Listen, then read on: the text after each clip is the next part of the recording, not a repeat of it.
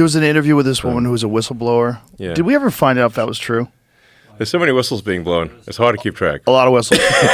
But this one lady, It was only in one state. It was very specific instance, I right? believe. But it was using Social Security money, correct? That was her. I don't know. That was her allegation. So what she was alleging was that she was in charge of turning illegal immigrants into clients. That's what they would call them, and that she would go to them and try to ask them, "Do you have a headache? Do you have back problems? Yes. If you do, now you can be permanently disabled. You get permanent disability, so you get Social Security for life." Yes. Yeah. Not just Social Security, but disability, which is even more. Right, and you get them on the taxpayer dole right away the moment, and they're illegal aliens. Yes. So if I were to say, like, what's at the heart of the sort of, like, why is the Democrat propaganda machine so fired up to destroy me? That's the main reason. The main reason is that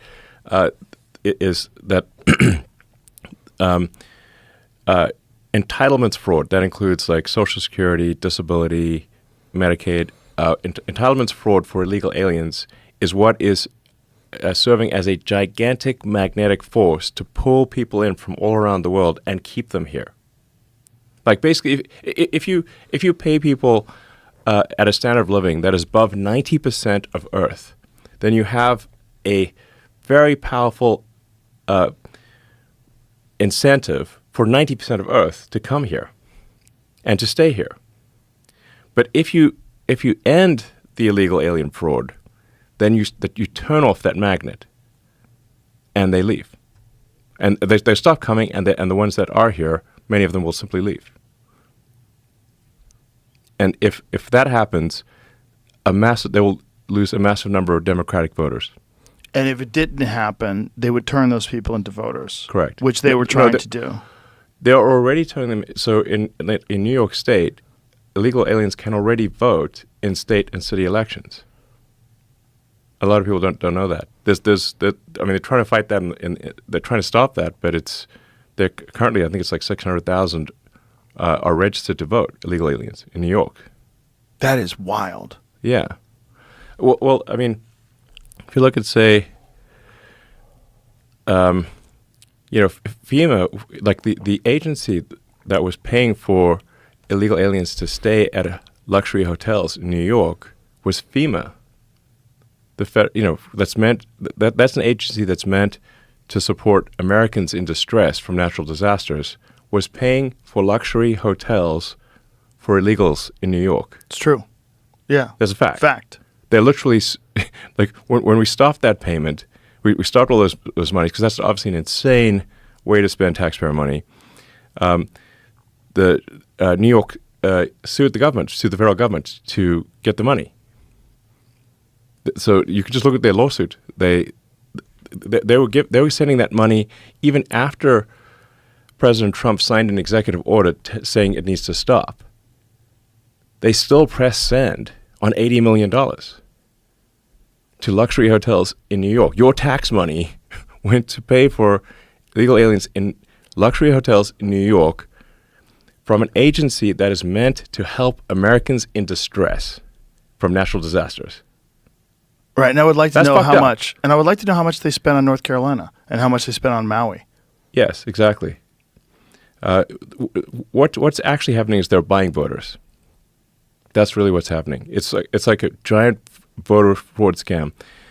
They're importing voters, and it's really just a matter of time. So, like, a lot of people have trouble believing this, but the more you look at it, the more you will realize just how much of a problem this is, and how it's not just real. It is an attempt to destroy democracy in America. That's what, in my view, it is what it really is.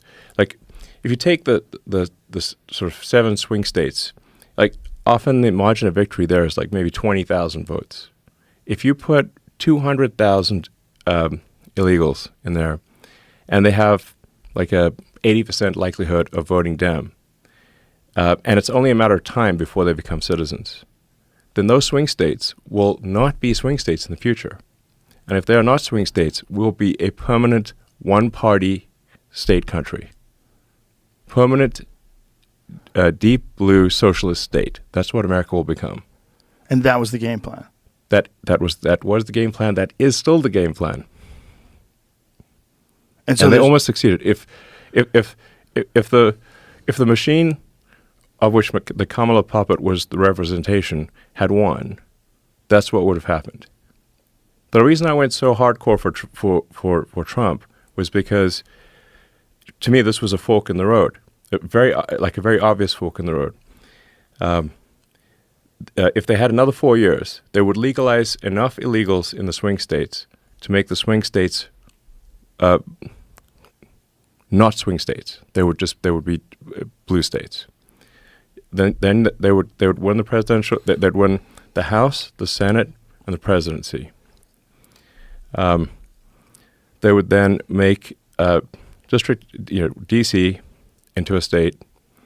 Maybe Puerto Rico, get 4 extra senators, pack the Supreme Court. So then you'll have the House, Judiciary, Senate, and presidency, all blue. And then they will keep importing more illegals to cement that outcome. Basically what happened in California. Jesus Christ. It would have been the end. That's why I went so hardcore for Trump.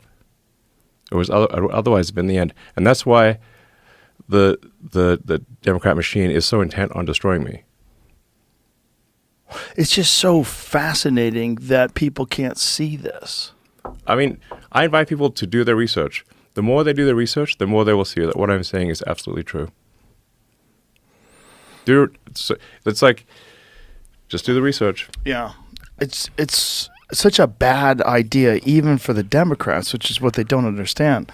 Like, it's the same it's not people. ultimately going to work out. No, it's the same people. Yes. It's just they're doing it under the guise that they're the kind, compassionate, progressive people. Yes. But the same outcome takes place. It's just about control. And they probably institute some central bank digital currency and some social credit score system. And then censorship, of course. Yeah, of course.